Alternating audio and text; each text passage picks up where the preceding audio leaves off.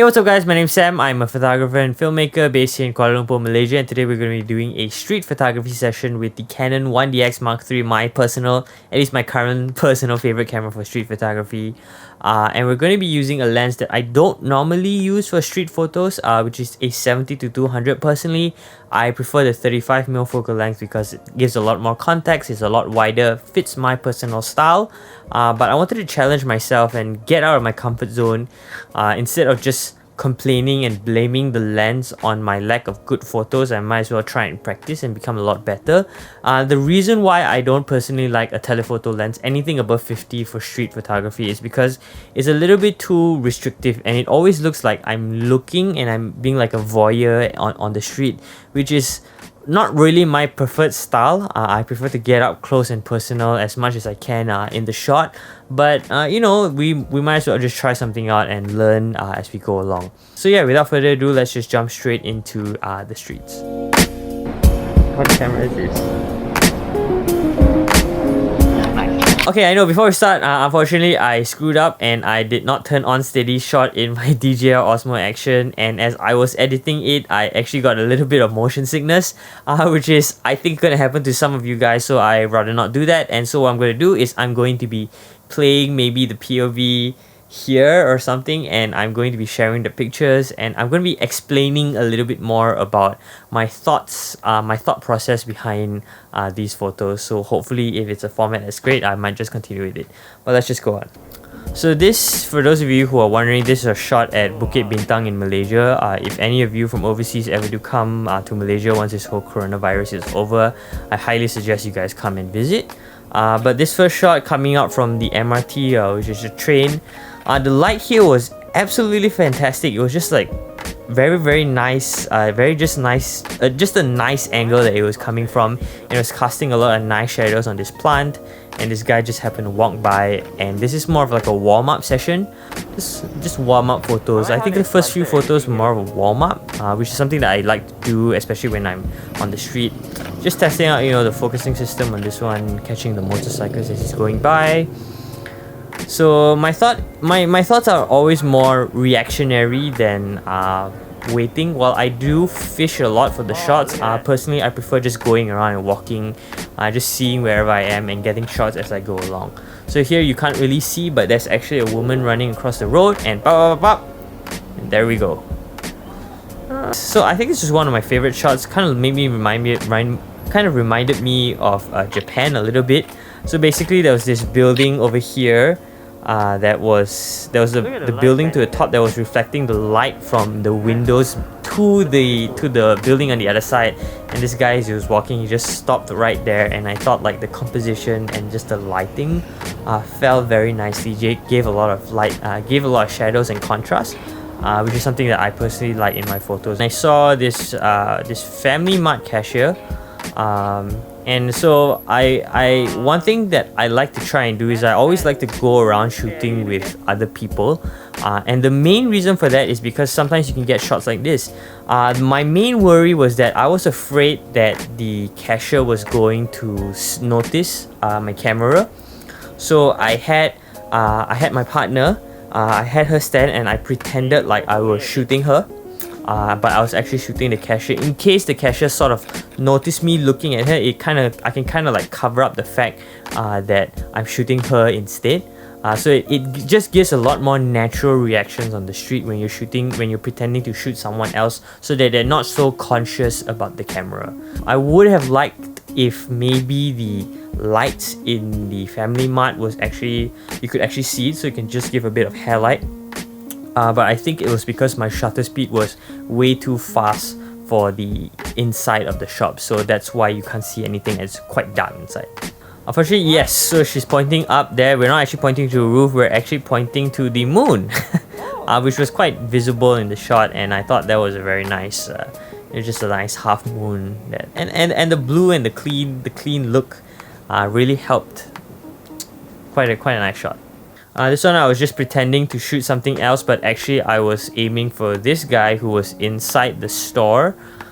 So as he was just using his phone, snapped out really quickly. I think the light that was falling on his face just gave a very nice, just a very nice clean look, and you know, shooting through the grill just added a little bit more texture. But I think if I were to redo it again, I probably wouldn't shoot through the grill, because the grill doesn't have any value. It doesn't add anything to the shot. So I would have shot away from the grill. But I think if I were to move anywhere else, he would have sort of noticed me, and then the whole candid in the moment kind of shot would be gone. So we continue walking a little bit more. I saw this guy sitting at the at a canopy, and he just happened to be looking at me as I was shooting, obviously, with the camera. And he looked at me and got the shot. I turned it black and white because the colors were a little bit too distracting. Yeah. Back to a zebra crossing. Took the shot because it was an empty street and there were no cars coming. Just very nice telephoto compression. Like the compression really just brought everything together, made it much bigger. Here you can see the light is absolutely amazing. Don't know why the camera was pointing somewhere else, but it's just this guy walking. Not my personal favorite shot. It doesn't really look like he's walking. It kind of looks like he's just like staying in one spot, which is a bit weird, but just something that I like to show. Just the good and bad shots that I get. It's not, we don't always get good shots all the time. In fact, out of like maybe 50 shots, only 2 to 3 actually are really, really good. So don't be discouraged if you go out on the street and then you find out, oh, I don't really get a lot of good shots. Trust me, a lot of people don't. It's all about practice, and we only curate and show the best shots that we're happy with. But I want to show, at least, you know, we all go through bad shots as well. Yeah. I saw this old man using his phone right there. Composition is sort of nice. It is a little bit distracting. I find the elements a little bit more distracting. I should have shot it differently a little bit. Maybe angle him a little bit more, move more to my left. But overall, just another everyday shot. Went up a little further and he started walking, and then I waited for this moment where the two were sort of like closer to each other, and I think that gave a little bit more. It was much nicer to see in a shot rather than just one of them. So here's the place where people normally go up to, and I saw this very nice streak of light across the road. You can see like the small patch there. I think the picture will show, but it was just this like beam of light that was going through, and I thought it would be nice to just wait for somebody to run across and see. So first, obviously, I was testing out my shots, got a motorcyclist coming by, and I thought, oh, okay, that's a pretty nice angle, so let's just fish here for a little bit. Fishing, if you don't know what it means, it's just waiting and then fishing for that shot to happen. And as you can see, I was using people just walking by. So this shot, I don't normally shoot shots of homeless people or beggars, because I just ethically, for me, it doesn't feel right. But this one, I sort of found it okay, because you couldn't see his face, you couldn't identify who this person was. Here I was just testing out some panning shots. I had one more because I saw this policeman with his with the Malaysian flag on. I wanted to get it. I think I was shooting a little bit too slow of a shutter speed, and I wasn't ready. Even though I sort of waited for it, and I sort of like missed the shot. I should have shot at a deeper depth of field or pan faster along with him. Just need to practice my panning shots a lot more. Once again, like anything in photography, is all about practice. I think I was trying to shoot the people across, the mother and daughter. Really cute. Just another moment like that. Then just another one. Just so happy these policemen didn't stop me and ask me like, why are you taking my photo? Had that happen to me once. Wasn't pleasant. I deleted the photo there and then, but this was okay. Next we have just more people, shots of people walking, you know, just the light streaking, just a lot of nice light contrast, you know, a lot of shadows. Just waited for the right moment for somebody to pass. Just fished for this shot here a little bit more. This is probably my other favorite shot. This guy with the green tie. Really nice. The colors really popped. Skin really looked really good. I think I would have preferred it if this was a wide angle and I was closer instead of looking away, because it still looks very voyeuristic and I really dislike this kind of look. Very nice shot. I personally like it because of the colors, but it was just the framing, and I think it's just the focal length that I don't really like.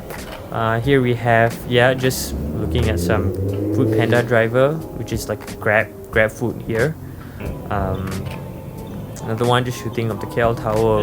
The light different. really hit the KL Tower very, very nicely. Very warm tones, which I like. So this is probably my last favorite shot, and I think it's the last shot of the series. Yep. It was this taxi driver, just waited for him, just wait up, shot, and there we go. Chose black and white because I think the colors were a little bit too muted. Didn't really like it. So and just that whole like it's just like lost in the moment, that kind of expression. But I like it. I personally chose this kind of framing because it the whole shot to me, he looked very out of place. At least his expressions were very out of place, and so I wanted him to be really off the frame, so it was like very disturbing, you know. And I think I just wanted to try and emulate how he was feeling with my composition, and I think I did a pretty good job with it. So yeah, once again, if I had a preference, I still would shoot with a wider focal length, something like a 24 or a 35 that's shooting me right now.